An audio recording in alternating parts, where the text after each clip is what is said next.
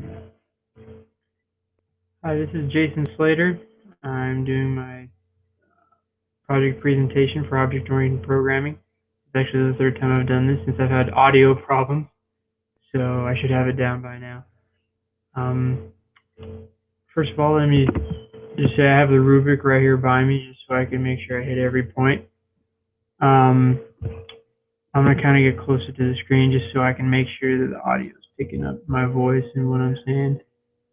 So first of all, I'm going to do a screen share so you can just see my screen real quick.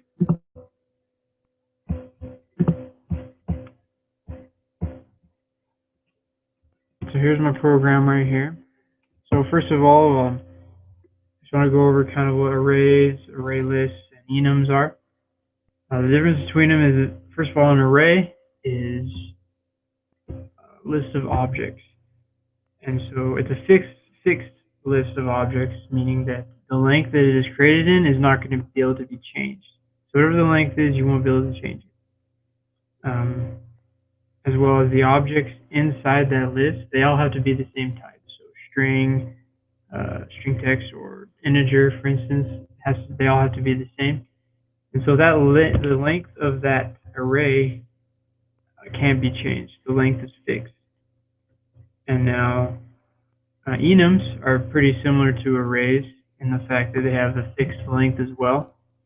The only difference between an enum and an array really is that the objects inside of the list, in an array, they can be changed as long as they're changed to the same type of object. In an enum, those objects cannot be changed. So the length is fixed as well as those objects that are inside are fixed as well.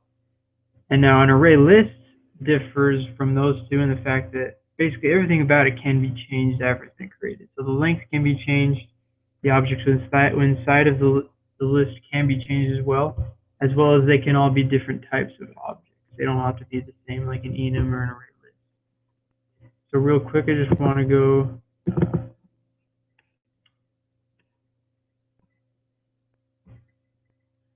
so right here we have an array being made, this location. It's a two-dimensional array. As you can see these two sets of brackets right here. Right above it, actually, we have an enum. So this is an enum list of the scene types. And in our program, actually, we do not have any array lists. I know in the example program there was an array list because of the inventory items. So that array list was needed. In our program, we didn't really feel like we needed an array list. So you won't find it here, but I kind of explain what an array list is. And really, in using arrays, enums, and array lists, really it just depends on whether you want that option to be able to change the length of that array and the objects inside of it. If that's so, then you want an array list, of course. The benefit of using arrays or enums, though, are they're more efficient for the memory because the memory is allocated according to that list. So that list in its entirety is fixed. Whereas an array list, each object within that list is its own separate memory slot kind of thing. So it's a little more wear and tear onto the CPU, whereas arrays and enums are a little more efficient. Just to go straight into a for statement right here. So this for statement is for that array that we just saw, the location array. And what both these four statements are doing is they're setting the locations of a bunch of objects. So if you can imagine that location array is like a grid, and each pass through that object may end up somewhere like column 2 or row 3. So that's what those four statements are doing right there. Moving on to exceptions.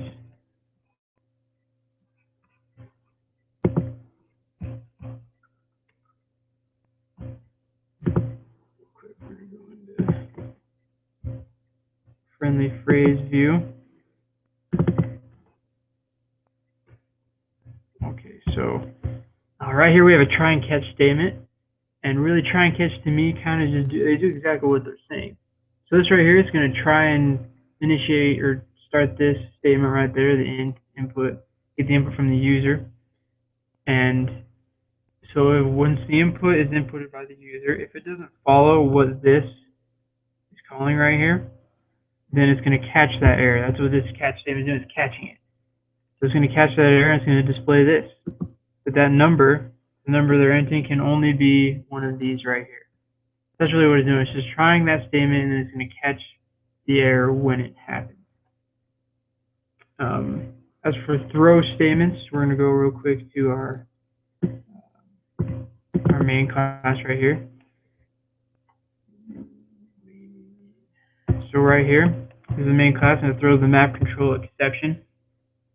Really all that does is, so callers of this main function, they must either handle the same, I believe it's the same routine as the exception with a try and catch statement, or they need to propagate this exception by adding a throw statement to their signature as well. So if they didn't use the try and catch statement there, it would need to add the throw statement to theirs. Going into characters versus bytes. So first of all, bytes like our system.out, and system.in, for instance. And system.in are like the input from the user, system.out is what's outputted. And so the difference between bytes and byte streams, which are system.in, system.out, compared to character streams, which we'll get into in a minute, bit streams are not very flexible. So they're strictly like Java based, and are going to be able to change around a lot. Whereas character streams are very flexible. So that you can write them to files so that they can be read in different languages and those kinds of things. So character streams kind of have the advantage on that point. So character streams real quick. Go over here into the view class right here. So buffered reader and print writer are two functions of the Java language. And so buffered reader right here is it's going to be like the input, as print writer is going to be like the output. And so right here we made them into the keyboard and this one into console. And so what we did with that is where we had system.out, where that was outputting the output as a bit stream, we went and changed all those to this.keyboard, or this.console, sorry, so that it was doing character stream instead of a bit stream. As well as the same with all of our system.ins, we went and changed to this.keyboard, so that those were changed from their bit streams to character streams. So that's really all about like changing from bit streams to character streams and the advantage of using character over bit streams. And so we're going to run our program. This is actually a problem we've been having. So somewhere like sometime during the semester, at the first we had a lot of errors. We were having a lot of problems with our program, but we got them all fixed. We actually got our program to be running. We had our welcome message come up. We were able to enter in our name and everything. But when we came to the point in the semester where we went and changed all of our system.outs and system.ins, after that point of changing them, our program stopped working. We weren't able to get any output. And we worked with it. We've sought help. We even talked to my brother. He works with Java every day at his job. And he said he couldn't exactly fix it or find out what was wrong because he would need to know, like, go through our entire code, or he would need to really have been with us through the entire semester to know, like, what we did with our program kind of thing. And so we're kind of stuck on that. We didn't get our program to run like we wanted to, like we should have. And I'm very disappointed in that, very disappointed in myself that we did not get it to do that. But I can honestly say that I've learned a lot in the past few weeks. I really tried to learn all these concepts, like the arrays and the for statements, the exceptions, constructors, and all that, to try and understand it better. And I really feel like I have learned it a lot. It might have been a little late in the semester, of course, and I'm really sad about that. But I really feel like I have learned a lot, and I will take a lot of what Brother Jackson taught me because um, let me just get rid of the screen share here. I'm gonna take a lot of what Brother Jackson taught me. And he taught me to learn something before moving on. Learn the base, and don't move on until you learn that thing that's being taught. And that's really something I hadn't done before, which I'm going to implement now into um, the rest of my classes. But that's our program. It didn't get to run like we wanted it to, but um, enjoyed this class as much as I could, and thank you. It's been a good time. Thank you, Brother Jackson, for everything.